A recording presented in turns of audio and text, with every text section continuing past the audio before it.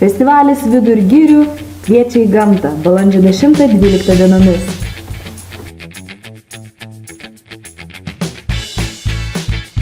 Jeigu nevykstate su šeima, su dideliu žmonių skaičium, tai rekomenduoju trivietę palapinę arba bent jau 2+. Tas pliusas tai yra papildoma vieta daiktam arba, sakykime, mažesniam žmogui vaikui. Dar atkreipti dėmesį į milimetrus, tai yra palapinės tento atspara drėgmei lietui. Tai Lietuvai turėtų būti 2500 kažkur tai milimetrų. Na, miegmaišis vėlgi, kadangi gali būti naktim dar šalta ir iki 0, gali nukristi netgi iki kelių laipsnių, tai renkantis reikėtų atkreipti dėmesį, kad komfortas, miegmaišio komfortas, komfortabili temperatūra turėtų būti apie -5. Jokių būdų nežiūrėti ekstremali temperatūra, o atkreipti dėmesį, kad komfortabili.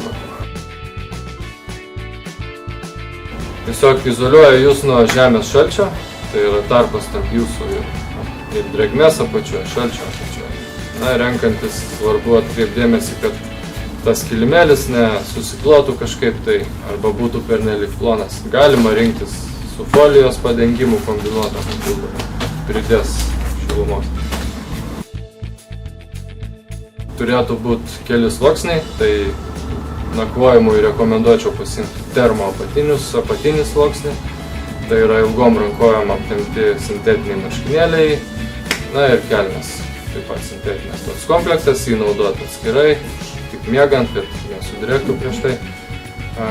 Taip pat pasiimti antrą sluoksnį, tai yra liaudyje vadinamas flisas, plonesnis. Na ir kad būtumėte tikri, kad nesušalsit, dar vieną storesnį flisą arba tiesiog tokią liemenę.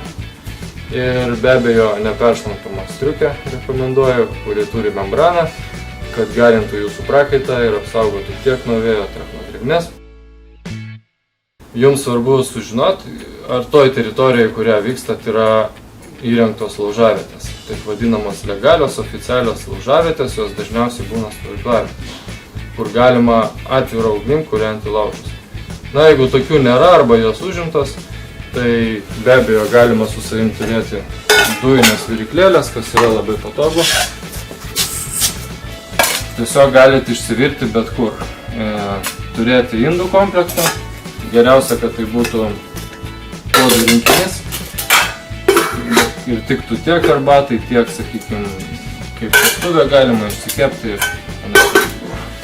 Taip pat kiti įrankiai, puodeliai, indeliai. Visi turėtų būti nesunkus, lengvi ir kompaktiški.